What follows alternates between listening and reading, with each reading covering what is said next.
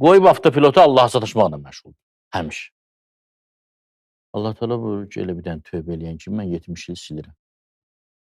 İndi başqa ayələr var da, ümid ayələri var ki, adamın həqiqətən tüstüsü təpəsindən çıxır sevindiyindən ki, bu nə nemətdir, bu nə rəhmətdir.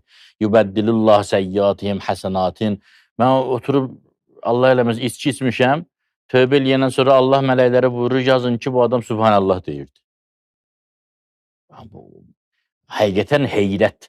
O Mövlana'nın bir sözü var, deyir ki, ariflər bu dünyada heyrandılar, heyrətdədirlər. Heyrətdədirlər. Bəziləri götürüb bunu deyir ki, dünyanı hələ başa düşmək olmur.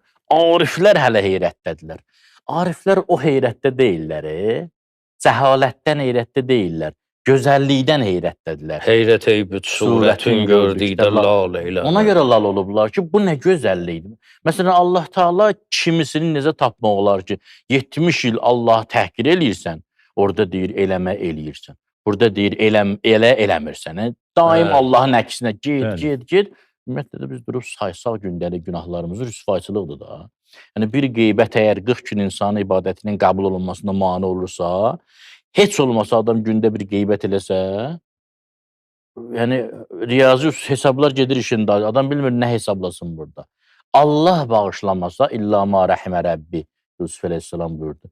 Allah bağışlamasa, heç nə. Yəni, hər şey getdi işin dalıca. İşimiz ağırdı. Yəni, ona görə dəhşətli, müdhiş bir ümid qapısı açıb Allah Teala. O istək əsə ki var, hacı, o